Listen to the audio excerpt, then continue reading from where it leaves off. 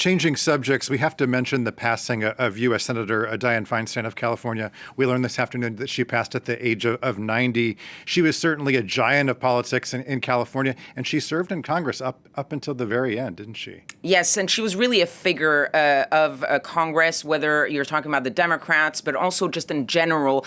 She was a model of bipartisanship, one that was reaching across the aisle. She was also a role model for female politicians because she was not only the oldest sitting senator, she's been a senator since 1992, but she was also the first woman to come in as a senator in California. She always fought for the presence of female politicians. She fought for reproductive rights.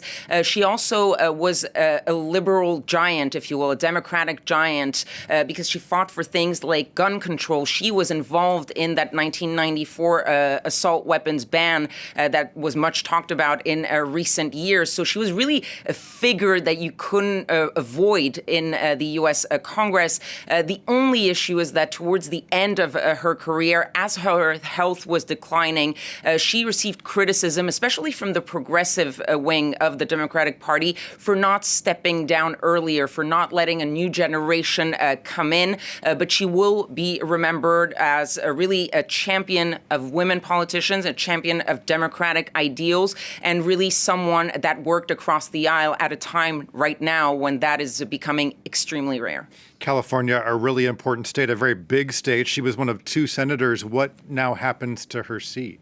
Well, technically, it's very easy. If there is a vacancy for a senator, it is the governor of that state that appoints the replacement. So that would be Gavin Newsom, a Democrat. So it won't change the balance of power in the Senate. We know that the majority there is very slim. So it's not going to change the bigger picture. But there is now a fight for her seat. And Gavin Newsom, the Democratic governor of California, had a few years back said that if there were vacancy for a spot for the Senate in California, he would appoint a black woman.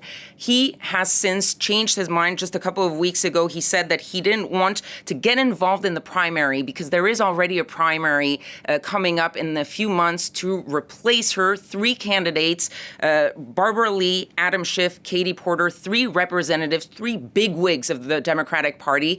And he has said, I will not get involved in this primary. I will not choose any of the people who are running for her seat. And so we're going to see someone, probably an interim senator, if you will, to fill the vacancy until the actual election.